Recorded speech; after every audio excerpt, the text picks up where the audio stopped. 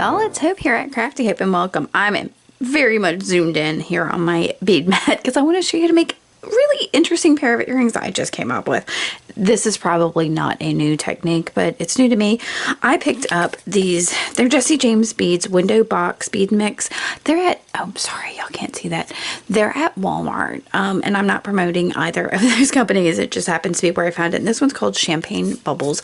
I really love this bead mix. Now, these beads were in there along with these, but as I was kind of like looking through the beads that were in there, I saw these toggle clasps and thought those could make really neat dangles on some earrings because I was intent on making some earrings today.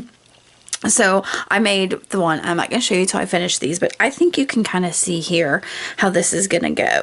So I'm going to walk you real quick how to make these. I have a head pin here. That is not a head pin. That is an eye pin.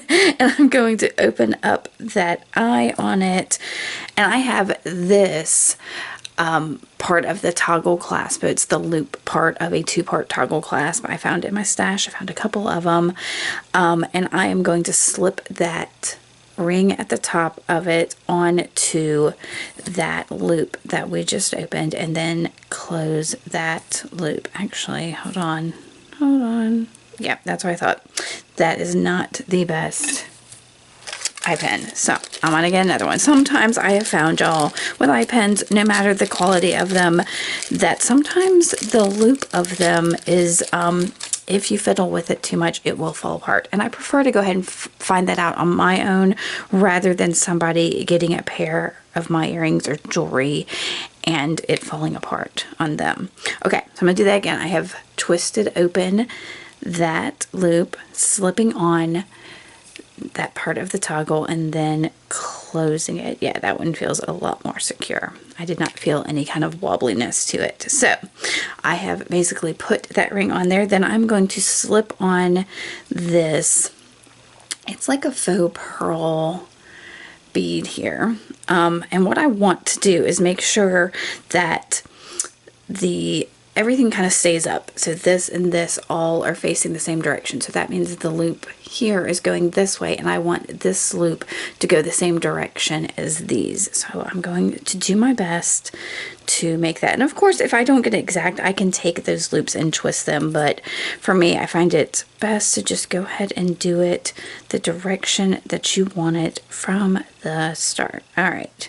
So I have got my round nose pliers and I'm going to bend that wire, then slide my round nose pliers up and make my loop, and we're going to make a wrapped loop. Easy peasy. So finish that loop there, reposition my pliers, and then make the wrap. So I'll go one. Usually for me it's about 3 wraps. That's just how mine work out. Somewhere in that 2.5 to 3. I'm going to make sure everything's still facing the way I want. And then use some flush cutters here to cut just like that. Dispose of that. And then I will use my chain nose pliers to make sure that where I cut is pressed in there and my loop is straight. And I'm going to hold that. Everything is lined up. So the next thing is to take, I've got 3 of these champagne colored beads from that mix. You can hopefully see them. I just think they are pretty, little sparkly touch.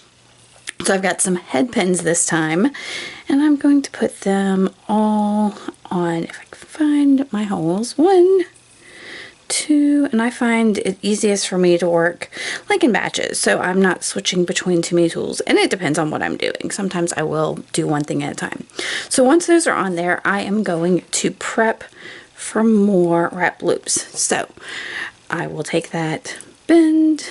I'm going to go up a little ways on these, so about midway on my pliers. But you do you. On round nose pliers, remember the farther up it you go, the bigger your loop is going to be.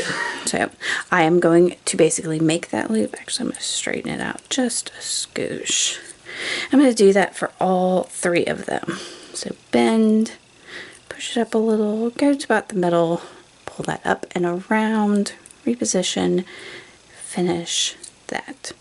One more time, bend, up the pliers, up and around, reposition just like that. Now 2 of these I'm going to go ahead and put on my ring. So I'm going to open that by twisting, slip it on this ring, close it, and then make my wrapped loop. 1, 2, and 3. And I will take another one. And I'm not going to cut it yet because I'm going to keep these pliers in my hand. Open that. Ooh, that felt a little wobbly there. We'll see.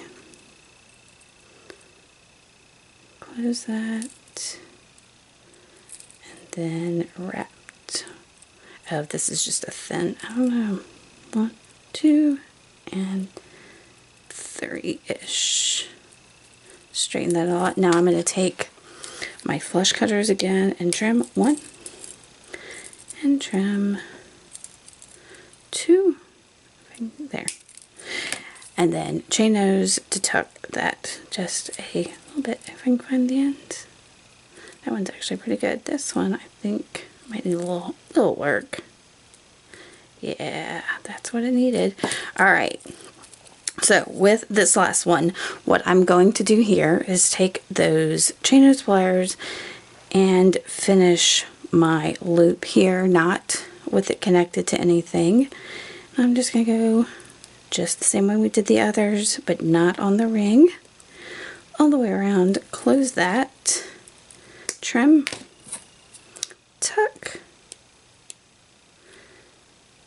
about like so, and then I have a jump ring. So I'm going to find the opening of it and use my chain nose pliers and some bent nose pliers to twist it open, scoop up that little charm we made, and make sure I place it in between those other 2 dangles we've created, and then I will twist this closed